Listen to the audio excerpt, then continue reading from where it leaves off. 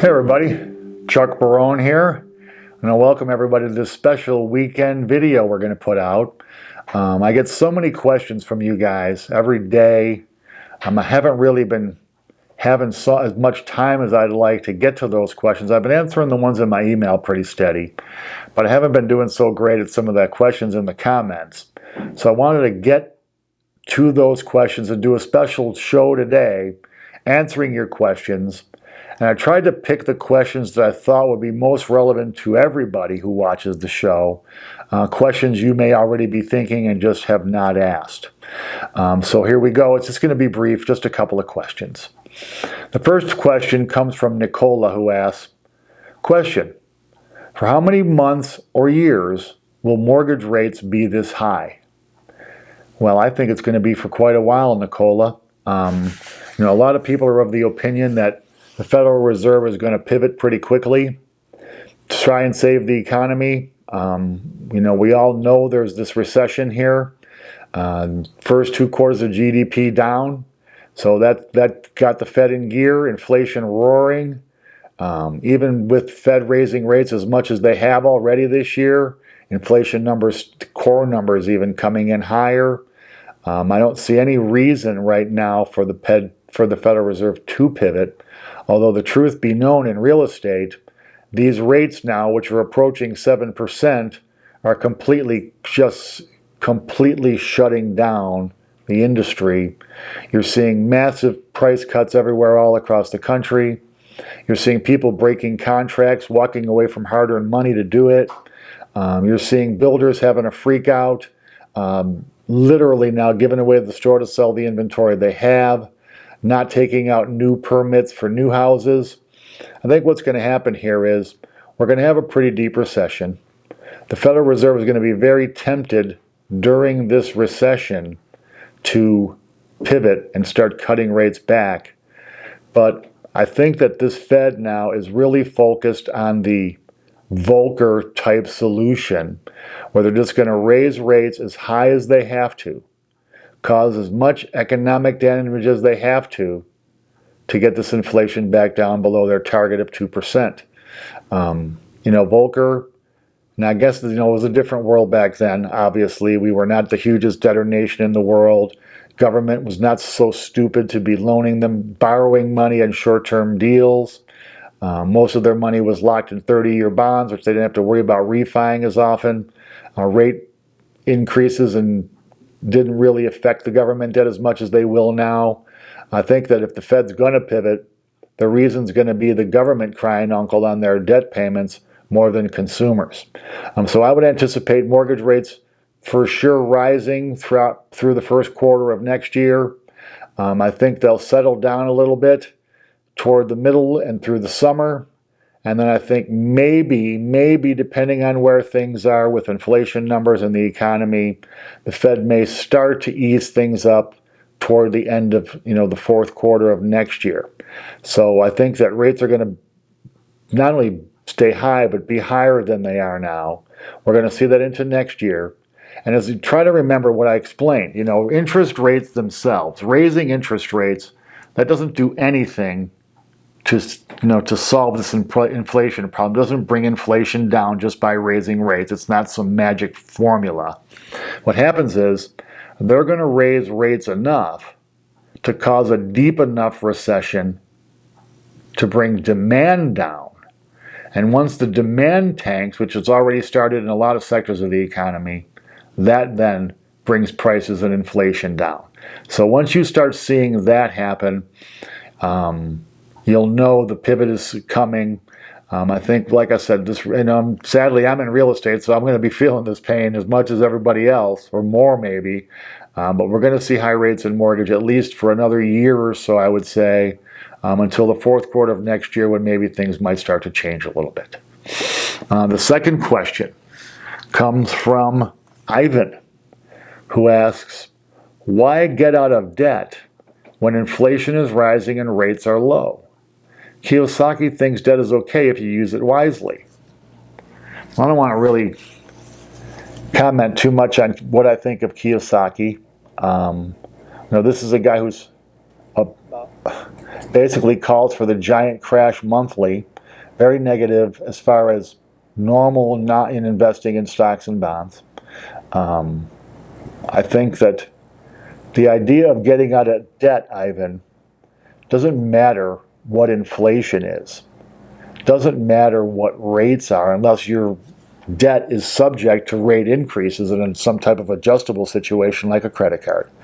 But the idea of getting out of debt is to free up your cash flow. Okay, if you're spending, $500 a month servicing debt, or $1,000 or $2,000, people have, unbelievable amounts of debt now. Couldn't you put that money to use somewhere else and better your life by doing it? So that's the reason we advise getting out of debt, is because debt becomes a trap, a prison, where all of your available cash after your regular normal bills, rent, car payments, insurances, food, power, internet, all the stuff that goes with normal living. Once you've paid those bills, you have some cash left over. Most people do. Now it goes to the stuff like this: servicing debt, entertainment, living your life, right? Well, with prices rising on gas, food, and everything else, wouldn't you feel a little more comfortable right now if you had no debt to pay? I know, I learned, my mentor, the genius, smartest guy I ever knew, he was a Great Depression baby. He was born in 1926. So he really knew and felt what it was like to have and grow up in a depression. So he was the most debt-averse person I ever knew, and he pounded that into my skull. I mean, utmost and most, that was lesson number one, man. Debt is the enemy. Do not get into debt. If you have to buy a car on payments, you're buying too much car, you can't afford it. He had all these little mantras, and it's kind of the way I've lived my life. And I got to admit, it's kind of nice not being one of those guys who has to make credit card payments every month. Not being one of those guys who has to make a car payment every month. Not being one of those guys who has to make all these various payments people have to make. I have to pay a mortgage like everybody else, but that's pretty much it. And I tell you, it frees me up, especially in times like this where the income is down pretty dramatically in the mortgage business. I don't have to worry about it as much because I don't have that debt to service. So being out of debt, in my mind, is the greatest advantage because it gives you freedom, it gives you options, it gives you peace of mind, and it takes a lot of stress off of you should something happen in your life and you're stuck with all that debt, like losing a job or getting sick or something like that. So that's why I say get out of debt, stay out of debt. Debt's bad. I'm going to echo my old mentor now and sound like the old guy here, but these old things that these old people talk about, they stay around for generations, typically because they're true and they work. And this debt mantra, let's remember who's calling the shots here, guys, right? They said the average American right now sees 20,000 advertising images a day, whether it's through, the TV, newspapers, the interwebs, billboards, radio. I mean, literally, you're getting hit with marketing stuff every day. And now they've got us conditioned that having debt is a good thing in some cases. Well, the only thing I would say debt would be good for is buying a house. Got to buy a house. Most people cannot pay cash, especially at today's prices. So that would be what I call good debt. Because you're going to build equity at the same time you're paying the debt off. And you're going to pay somebody for a place to live, whether it's your landlord or the mortgage company. You might as well own the place, right? But debt's bad. That's why we suggest it. Moving on. Number 3. Dr. Vaughn asks, will there be a pivot in rates and QE leading to a bounce in the market? Well, that's the million-dollar question, Doctor. The markets are kind of placing their bets on that right now. The Fed and their minions, the yo-yos I talk about all the time, are out talking about how they're determined, they're unanimous. They have their inflation fight, and that's all they want to focus on right now. Now, let me say this, that may change when the economy really gets bad.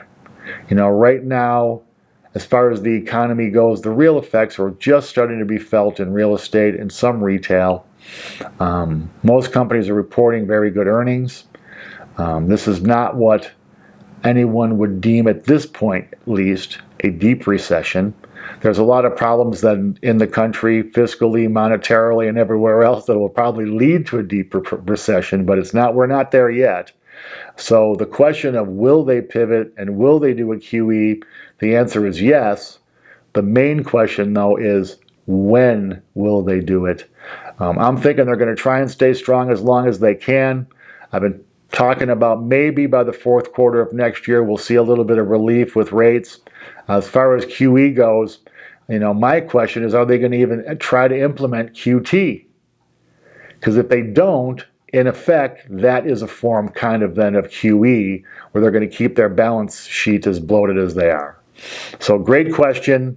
I wish I had a super specific answer for you. The answer is yes, they will cut. Yes, they will pivot. Yes, they will probably get back to QE. As far as when, well, my crystal ball's failing me there, and I apologize for that. And finally, to wrap the shows up, the Pelican asked me, what is your view on the safety of money sitting in a bank? Getting it all out, is literally impossible. And even if one did, the risk of sitting on a lot of cash is high, and I would agree with that. I don't think that at this point we're not seeing any sign anywhere of bank failures. I don't think that the government would allow the banks to fail. We saw a lot of that in 2008. I think you're okay keeping your money in a bank. I would, however, have some cash on hand in reserve at home. At least enough for a couple of months worth of your bills and to live. So if your monthly expenses are, say, $3,000, maybe you have $5,000 or $6,000 in cash in a safe somewhere at the house, a fireproof safe, just in case. And just in case there's any issue where there's a bank holiday and banks are closed for a short time, you'll still have cash on hand to do your day-to-day living. I don't see anything right now. Now, I know there'll be some people who argue with me about this, but I don't see any signs anywhere of bank collapse. The Fed has been really strict with the banks on their reserves numbers. Granted, they're still pretty minimal, but I don't see an issue at all right now with money in the bank. If anything comes along in the near future that I think you guys need to hear about and you need to be warned about as far as keeping your money in the bank, we'll be on that immediately. But the one thing you might want to know is, we've talked about it before, the banks are making it a little bit harder to withdraw your cash from those banks. So if you intend to withdraw cash, do it over several withdrawals, smaller amounts. Because if you go in there asking for fives or tens of thousands, a lot of times the banks don't even have that much cash in the building.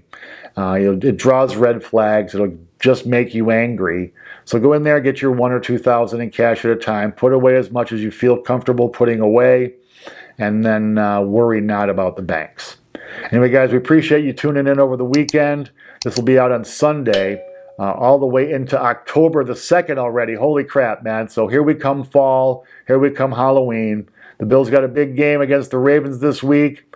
We're going to win. Go Bills. And we'll talk to you guys again on Monday. Thanks.